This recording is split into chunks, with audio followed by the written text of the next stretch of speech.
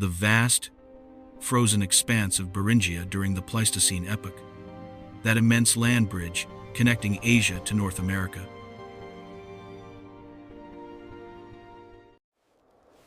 Where ancient hominids, early Homo sapiens, and perhaps even Neanderthals, who wandered far, faced one of the most formidable predators of the Ice Age, the short-faced giant bear, Arctodus simus.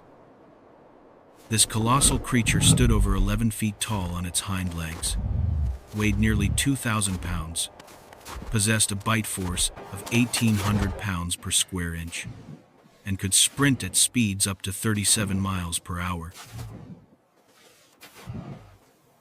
In this unforgiving world of endless tundra, where blizzards howled and temperatures plummeted to 4 degrees below zero Fahrenheit, our ancestors didn't rely on brute strength or advanced weapons.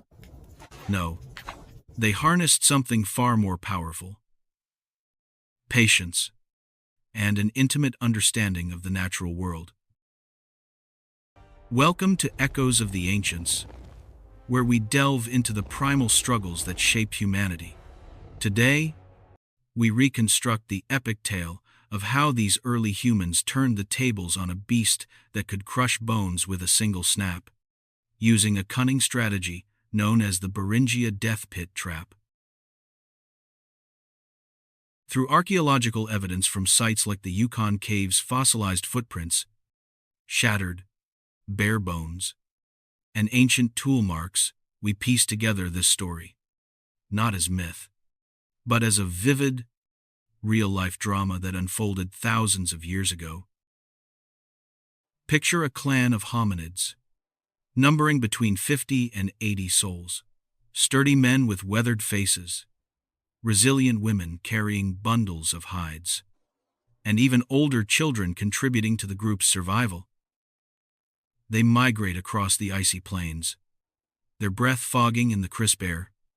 Wrapped in furs stitched from mammoth pelts, the group has been tracking signs of the short-faced bear for days, knowing that harvesting such a massive animal could sustain them through the harshest winter months.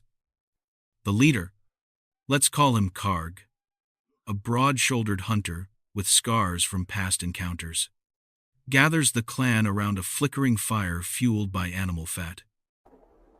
The flames dance shadows on their faces as he points to the massive paw prints etched in the snow imprints, spanning 16 to 20 inches across, deep enough to swallow a child's foot.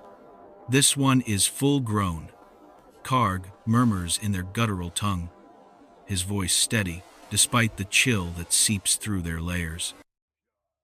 They observe the bear's habitual paths near the frozen rivers, where the beast ambles in search of carrion or unwary prey. The tundra here is deceptively soft underfoot, a mix of permafrost and spongy moss that yields to determined digging. Karg nods to the group. It's time to prepare the trap. The preparation phase begins at dawn, under a pale sun that offers little warmth.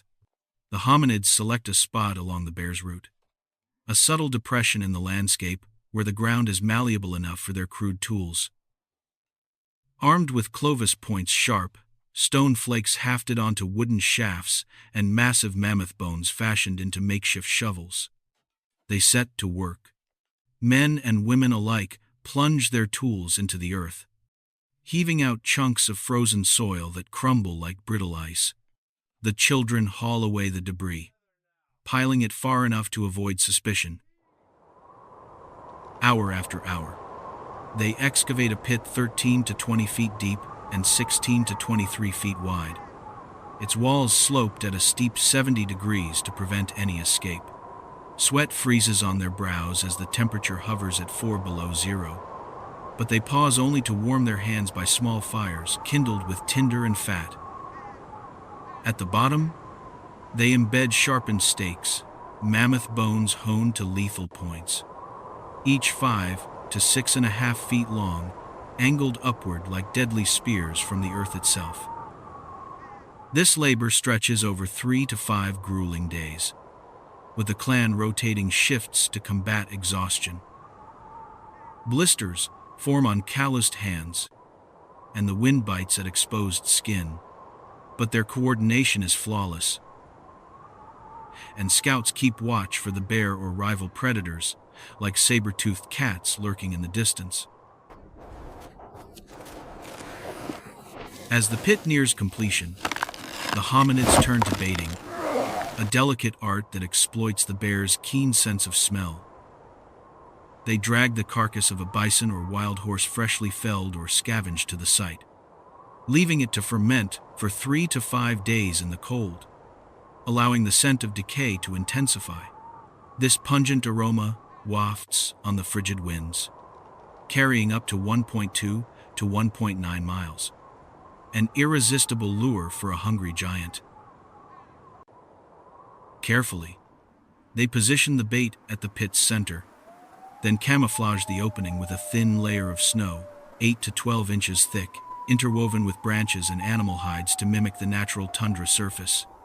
The edges blend seamlessly, a testament to their observational skills honed from generations of survival.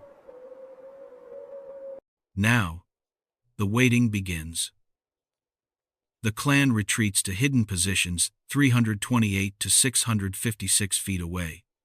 Burrowing into snowdrifts or behind rocky outcrops, they kindle tiny, smokeless fires to mask their human scent, the faint haze dispersing in the breeze. Patience is their ally. They whisper stories of past hunts to pass the time, reinforcing bonds that make their group unbreakable.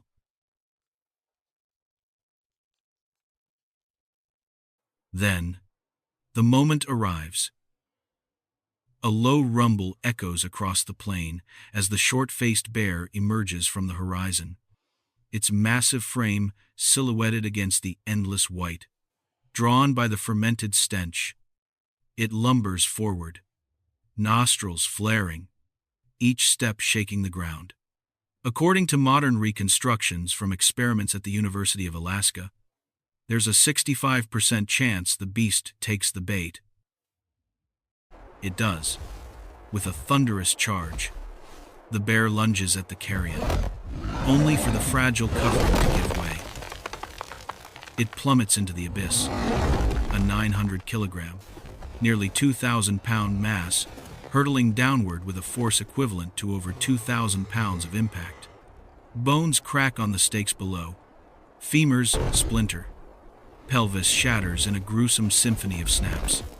The bear roars in agony, its massive paws scrabbling futilely against the slick, steep walls. From their hides, the hominids erupt into action, a coordinated surge like a well-rehearsed ritual. Karg leads the charge, clutching a Clovis spear 6.5 to 10 feet long, its stone tip glinting in the weak light. They encircle the pit's rim, hurling their weapons from above each throw, delivering 112 to 157 pounds of force, piercing the bear's thick hide of 3 to 4 inches, aiming for vulnerabilities: eyes to blind, throat to sever arteries, belly to eviscerate. The beast thrashes, blood spraying the snow in crimson arcs, but the hominids stay back, avoiding its desperate swipes. Spears rain down in volleys, the air filled with grunts and the wet thuds of impact. Within 10 to 15 minutes, the giant stills, its final breath a guttural sigh that echoes through the tundra. Victory secured. The clan descends cautiously, using ropes woven from sinew to lower themselves and extract their prize.